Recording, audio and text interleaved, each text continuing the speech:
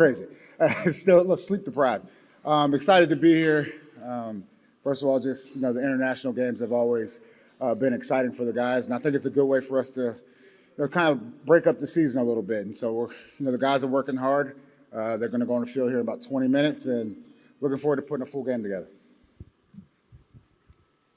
Fire away. Jerod, you played here twice, obviously 2 wins against the Bucks on the ground. Great memories of being on stadium when you fought the fun when you were up late in the third. Yeah. Memories of that and how you shared that with the players to sort of get revenge. Yeah, we approached it like a business trip. While at the same time, it was good to get the victory. I vividly remember after the game, we had a good time as a team, and it's another way for us to build camaraderie. To go out there together and get a victory. So it's good. We do have a mic here, so raise your hand. We'll pass a mic to you. Jerod, last year when you guys went to Germany, I believe Robert Kraft kind of gave a speech to the team and impressed to the team about the importance of these international games. You're on the stage. Has there been a similar message for this game this year? It's always a message, and I would say just as a fan of the game, I think it's outstanding to grow the popularity of the sport. Obviously, it's the most watched sport in our states, and we're trying to do the same in other countries, so it is important.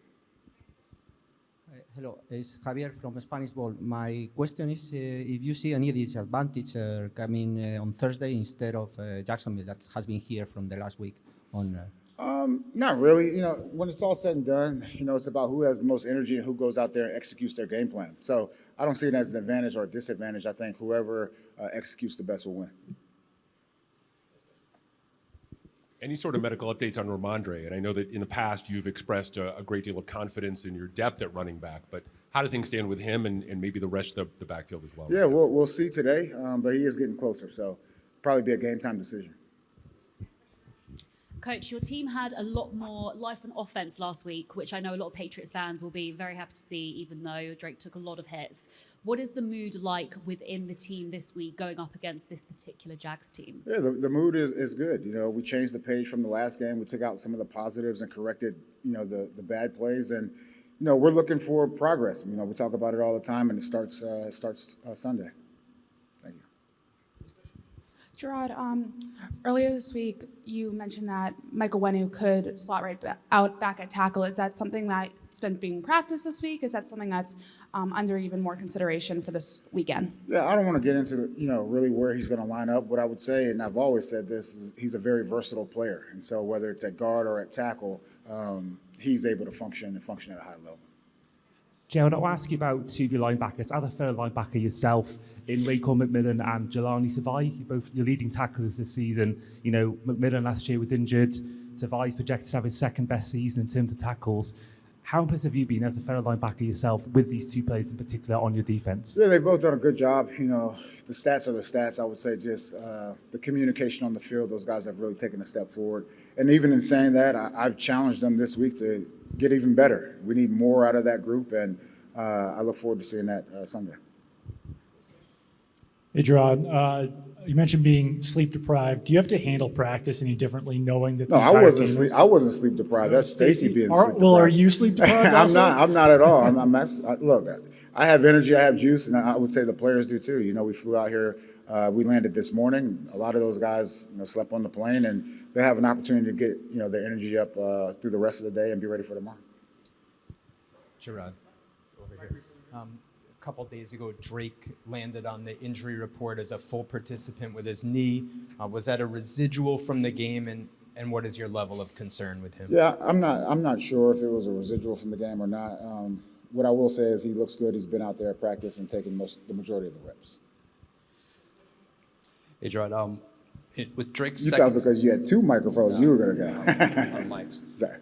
Drake's second week of practice preparing for his starter, what type of, changes have you seen him, or even just growth, entering, it's probably more comfort level here? Yeah, he's definitely confident.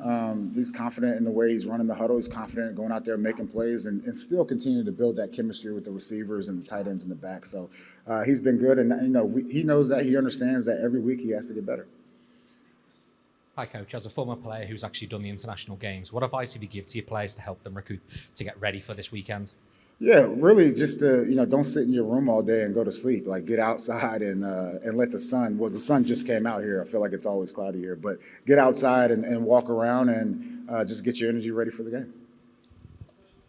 Back here. Jerod, I saw you use the word focus during the week just about penalties, making mistakes. What are you learning as a head coach that you can do to affect players to kind of get that more where you want it to be and start reducing the number of penalties? Yeah, one thing I would say, look, the penalties come down to focus the majority of the time and then a lack of technique. What I will say is the first 4 weeks of the season, we were first in the NFL as far as least penalized team. The last 2 weeks, they've been obviously, disappointing games in that regards, but we got to get back to what we started the season doing. Hi, Coach. Just wondering if you're a history buff at all, or if you're a fan of Winston Churchill. He's one of the most famous alums of the Harrow School here. Yeah, I'm definitely a big history guy. And I would also say I just learned that there was a Harry Potter scene shot here as well, which I thought was pretty interesting.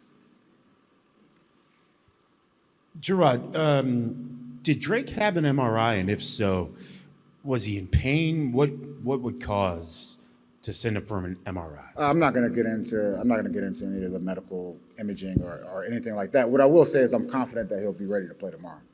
But was it bothering him? You have to ask him that. Hi, Jerod. What are the most significant challenges facing? Sorry, where are you? Oh, sorry. Yeah.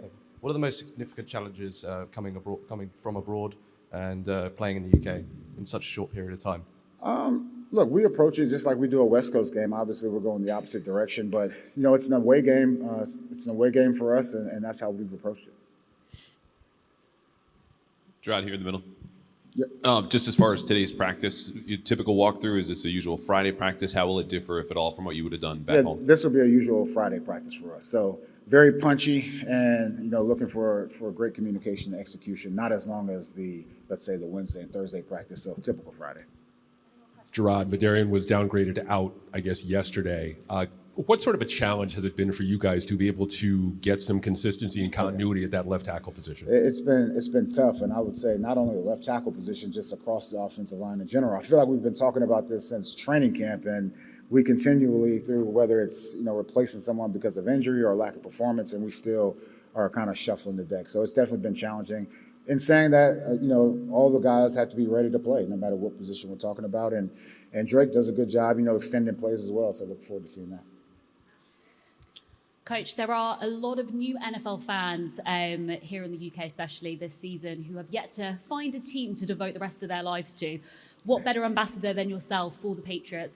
Why should new fans pick your team to support and follow for the rest of their lives? Yeah, one thing I would say is, look, we're hitting the reset button and looking forward to building something special, building the next dynasty. And it starts with, obviously, through the draft and developing, but also through free agency. And, we look to get back on top here pretty soon.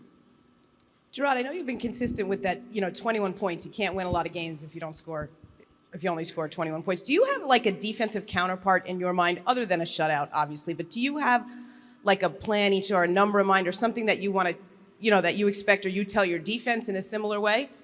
3 points. No, in all seriousness, I would say, as soon as we get the lead, the only absolute in football, at least defensively, if they don't score, they don't win. And that's the mentality that we take defensively. Hey, Jerod, here in the middle again. Yep. How have you seen Leighton Robinson continue to develop in practice over the last couple of weeks when he's been on the bench? Yeah, first thing I would say is Leighton practices. He's one of the hardest practicing guys on the team. Always shows tremendous effort. And, sometimes, you hit a wall and he's gone through that wall. He'll play tomorrow. So he's a very tough player, and I look forward to his future as well. Thank you.